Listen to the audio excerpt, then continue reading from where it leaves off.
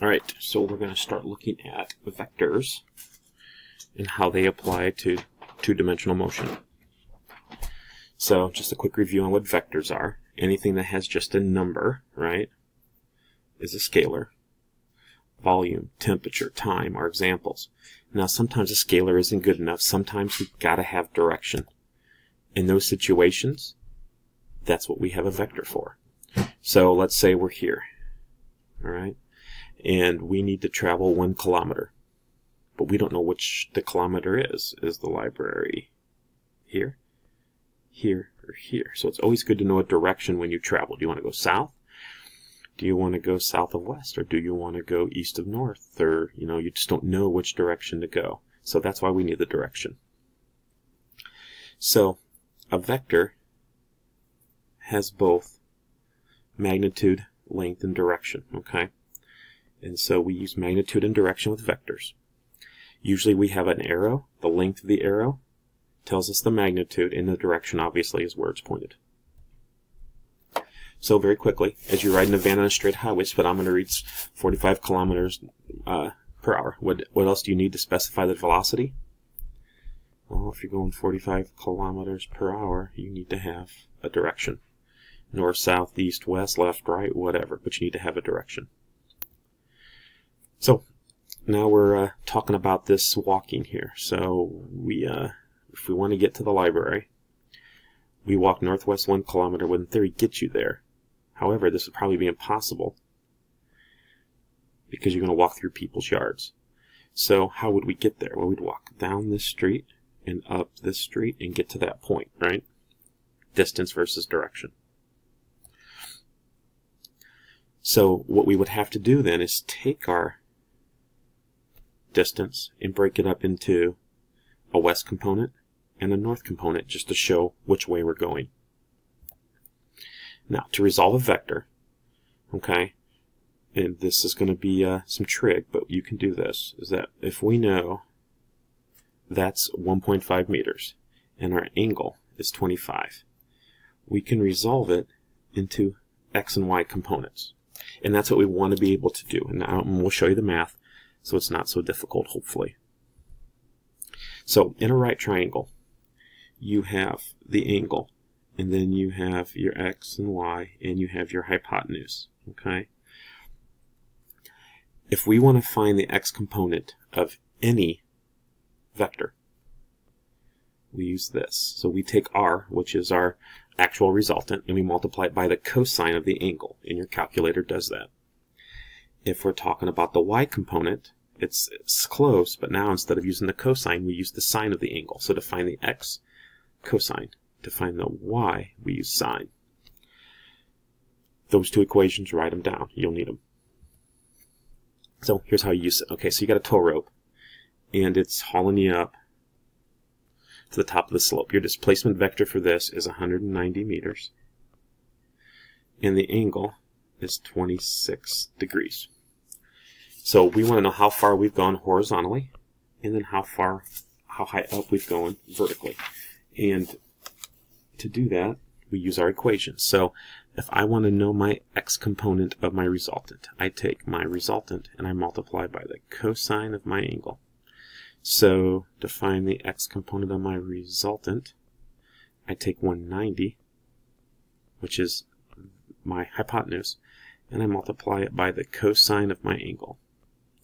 Now your calculator will do all this. So if you take 190 times the cosine of 26, you will get 170 meters. So I'm going 170 meters across. To find my y component, I take r times the sine of theta. So my y is 190 times the sine of 26. 190 times the sine of 26 is 83 meters. So I went 170 meters over and 83 meters up. And again, that's the only equation you have to use to find your x and y components. Now, we can convert them into magnitude and direction. Real simple, right?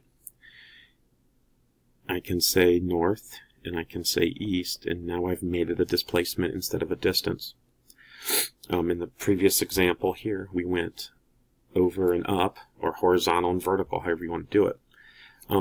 Also, if I know the legs, or the components, and I want to find the resultant, I can use the Pythagorean theorem to do that. And again, it has to be at a right triangle, and that's what we try to do with our vectors. So, let's say x is 200, y is 300. I put them in the Pythagorean theorem and get the answer of 361.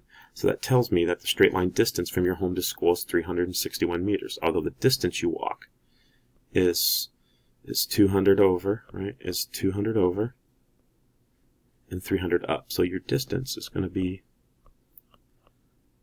500. But your displacement is only 361 meters. Now to find your direction, this is the other equation, is tangent, okay?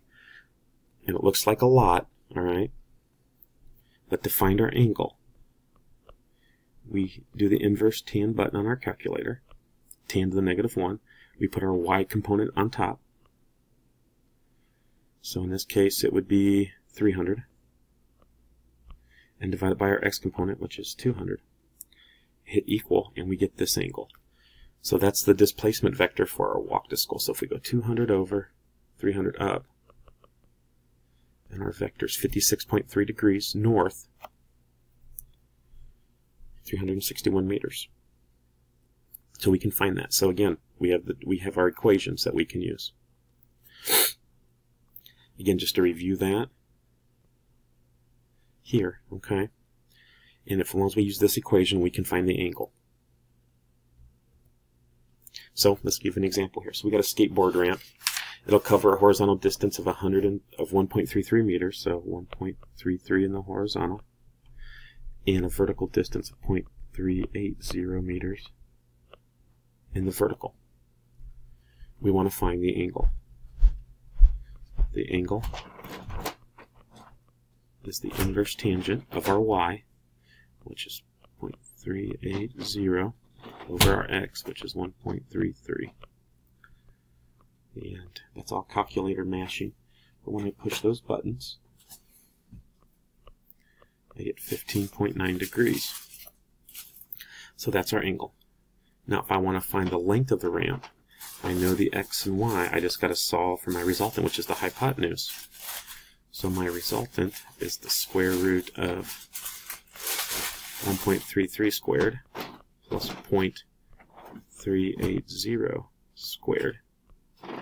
And I get 1.38 meters.